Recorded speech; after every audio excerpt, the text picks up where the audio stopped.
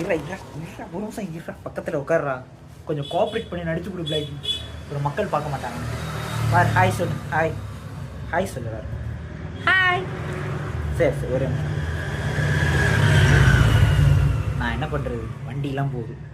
ஆக்சுவலாக இந்த சிட்டு அவங்க இருக்காங்க இல்லையா, ஸோ அவங்க வீடியோ போட்டிருந்தாங்க.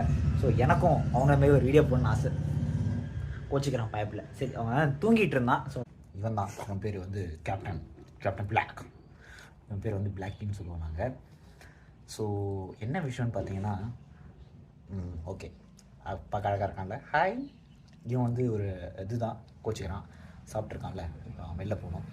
ஸோ இது ஒரு கண்ட்ரி ப்ரீட் தான், ஓகேவா. ஸோ இது வந்து நாட் நாயின்னு சொல்லுவாங்க, எக்ஸாக்டாக சொன்னால் நாட் நாய்.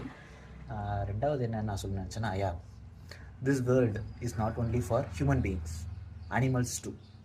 கரெக்டாக சொல்லியிருப்பேன்னு நினைக்கிறேன். இதுக்கு என்ன அர்த்தம்னா, இந்த உலகம் மனிதர்களுக்கு மட்டுமல்ல, விலங்குகளுக்குமானது.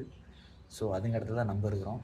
ஸோ ஓகே, அதனால் வந்து எல்லாத்தையும் அடித்து துரத்தணும் அப்படின்னு நினைக்காதீங்க. ஸோ எல்லாரோடையும் சேர்ந்து தான் வாழ்ந்தாகணும்.